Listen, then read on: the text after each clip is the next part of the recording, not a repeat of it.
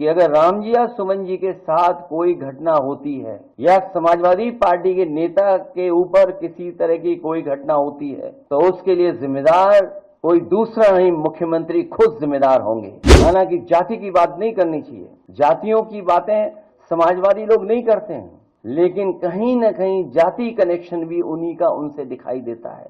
पैसे लूटने में सबसे ज्यादा आगे दिखाई दे रहे हैं। जो लोग कहते थे कि यहाँ जीरो टॉलरेंस है करप्शन के लिए, इनका खुद अधिकारी पकड़ा गया और वो कहीं छिपा नहीं है, वो मुख्यमंत्री आवास में ही छिपा होगा। क्योंकि भारतीय जनता पार्टी अपनी नाकामी छिपाने के लिए बहुत सारे फैसले लेती है। अपनी हर योजना की नाकामी छिपाने के लिए कम्युनल रास्ता अपना रही है,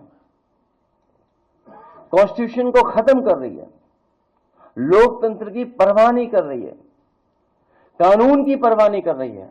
और एक बात और मैं कहना चाहता हूं कि अगर राम जी या सुमन जी के साथ कोई घटना होती है या समाजवादी पार्टी के नेता के ऊपर किसी तरह की कोई घटना होती है तो उसके लिए जिम्मेदार कोई दूसरा नहीं, मुख्यमंत्री खुद जिम्मेदार होंगे।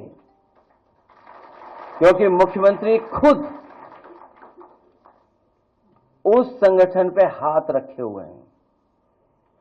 जितने भी लोग उसमें दिखाई दे रहे हैं, हालांकि जाति की बात नहीं करनी चाहिए, जातियों की बातें समाजवादी लोग नहीं करते हैं, लेकिन कहीं न कहीं जाति कनेक्शन भी उन्हीं का उनसे दिखाई देता है। क्योंकि पकड़े कौन?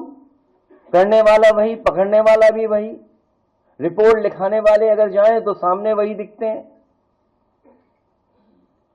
इसलिए अगर कहीं कोई घटना हो रही है, अगर किसी को किसी तरह की अपमान भी होता है तो कि जिम्मेदार अगर कोई है तो मुख्यमंत्री खुद जिम्मेदार हैं।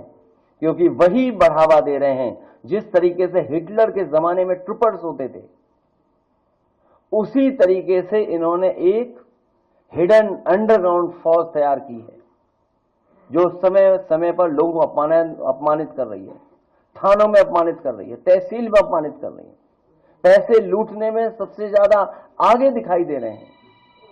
जो लोग कहते थे कि यहां जीरो टॉलरेंस है करप्शन के लिए, इनका खुद अधिकारी पकड़ा गया और वो कहीं छिपा नहीं है, वो मुख्यमंत्री आवास में ही छिपा होगा।